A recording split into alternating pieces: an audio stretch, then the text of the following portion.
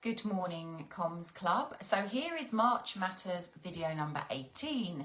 So we are nearly at the end of our video collection, and I've saved this one until towards the end because it's important to concentrate on what we're saying and how we say it in the early days of spring cleaning our communication bad habits. But now we've mastered that through some of the other videos, I thought we ought to consider what your face is doing when you speak. Now, it's often something that we forget because we assume that everything that we need to focus on is in the actual words we choose to speak and the tone in which we choose to say them. And whilst those things are important, it's fair to say that we speak to connect. We have conversations to build rapport, to strengthen relationships, and ultimately to be heard and understood.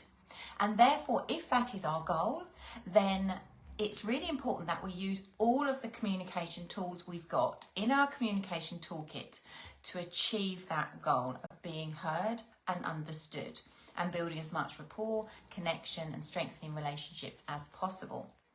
And therefore, it is worth thinking about the fact that people will also, as well as listening to what we say, they will be watching us when we say it. So there are some communication tools that you own on your face that I want you to be aware of and to master to make sure that your communication, your conversation is as impactful and successful as you want it to be. Now, the thing to remember here is that when the words that you speak and the facial expressions that you use match, it creates trust, connection and belief in what you are saying. When you're saying one thing and you are looking out of alignment with those words, it will create suspicion, confusion, distrust, ambiguity, and a lack of belief. And no one wants that. We've all probably been in situations where someone is saying one thing and looking as if they feel something totally contradictory to that. I remember the first time Ethan ever drank lemonade when he was young. He'd been desperate to drink something with bubbles in it for ages. So in his head, he thought drinking lemonade was going to be the most exhilarating experience. And then, bless him, he tasted lemonade for the first time, took a big long drink of it, and he took the cup away from his face. And I said to him, "What do you think?" And he was like, "It's nice. It's really nice." And I remember thinking to myself, well, you're going to need to tell your face because your face says the complete opposite to your words. So therefore, instantly, I became suspicious that his love of lemonade was true. I didn't believe him, and it made me feel that he wasn't being truthful. So it's important that we manage our facial expressions so that they are in line with the words that we speak. And there are 3 tools that we can use in our own faces when we are communicating. And to be honest, when we're communicating, our face is always with us. So we might as well use it to our advantage. So the first communication tool you've got in your face is your eyes. And therefore, if you want to be heard and understood and build rapport and connection and strengthen the relationships that you're having, then eye contact is the first thing that I would suggest you concentrate on doing. Because the person you're speaking to, they are the most important thing in their world. You're not, they are. And therefore, the thing that is most precious that you can gift them is your time and your attention.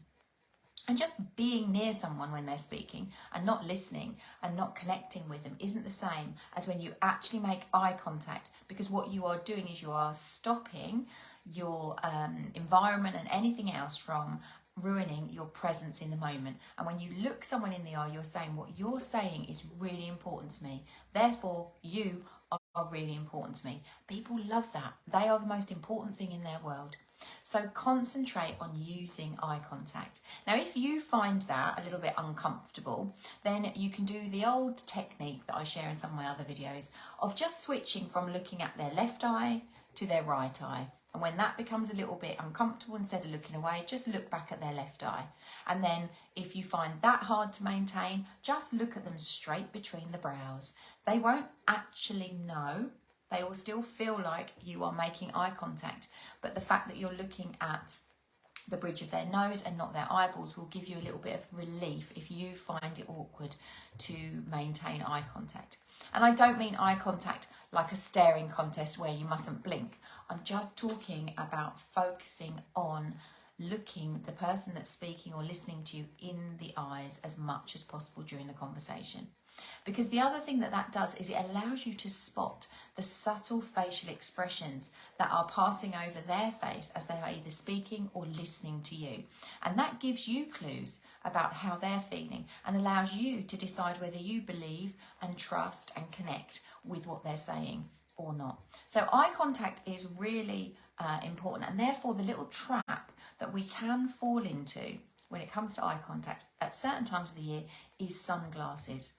You might be looking directly into the eyes of the other person behind your sunglasses, but if they cannot see that, there will be a breakdown in the degree to which they feel a connection and a rapport with you in that moment. So if it is sunny and you want to wear your sunglasses, fine. But the moment you say hello and introduce yourself, take your sunglasses off, look at them in the eye, maintain that eye contact, and then when you put your sunglasses back on, the assumption they will make is that you are still maintaining eye contact with them. So sunglasses can be as intrusive in a conversation as a mobile phone. So beware of that. So tool number 1, eye contact. Tool number 2, your lips. They are always working with you when you speak. And what I would like you to do is to challenge yourself to see whether you are a mumbler, whether you have got what I affectionately call lazy lips. So lazy lips are the lips of people who can't be bothered to sound out the whole word. Maybe they drop the beginning of the word, they drop the end of the word, but either way, either they can't be bothered or it's just a bad habit that they've got of rushing through their speech and not pronouncing all of the syllables in each word. And that doesn't serve the person that you're speaking to well at all, because they are having to work really hard to work out what you're saying. Sometimes some of the words that we find it easiest to drop syllables of is our own name, because we know it. My son's called Ethan, and when he introduces himself, if he doesn't pay attention and he allows his lips to be lazy, what you hear is Ethan, and the end is lost. So people don't know whether it was Ethan, Nathan, Eli. It gets called all sorts of things when his lips are lazy. If he actually said, "Hi, my name's Ethan," then people would hear it for the first time, they would use it, and the connection would be stronger. And the other thing about lazy lips is you always look miserable. If you don't use your lips to sound out your words, then the chances are you end up just speaking like this, and people really struggle to understand what it is you're saying. People really struggle to understand what it is you're saying. And, you know, going back to one of the founding principles, if you make it too hard for people to understand you, if you make them work hard to hear what it is or understand what it is you want to say, they just won't bother. So eye contact is tool number 1. Lazy lips, avoiding lazy lips, is top tip number 2. Because the other thing is, it's really easy to find expression and animation and look happy when you use your whole lips. And if you don't use your lips, they become lazy. They're like muscles, and you get into a really bad teenage habit of having lazy lips. So that is the top tip number 2, is to challenge yourself. Watch yourself speak. Do you look miserable? Are your lips lazy? And are you a bit of a mumbler? And if you want your communication impact to change, then challenge yourself to no longer have lazy lips.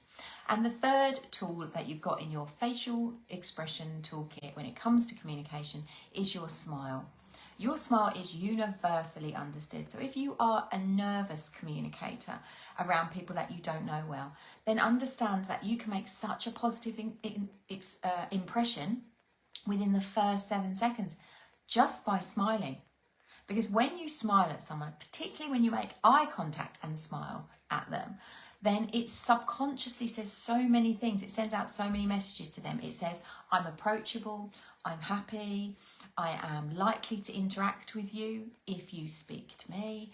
It just sends out the vibe that you are happier than the person who is not smiling. and therefore you will find conversations so much easier.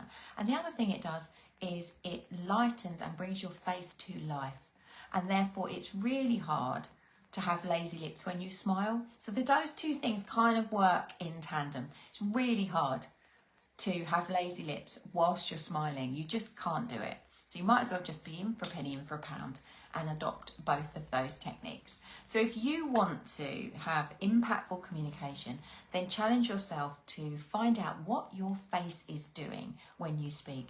And sometimes the more we concentrate, the sterner we become, the frown appears, we look away to think about what we're hearing, we're certainly not smiling or making eye contact.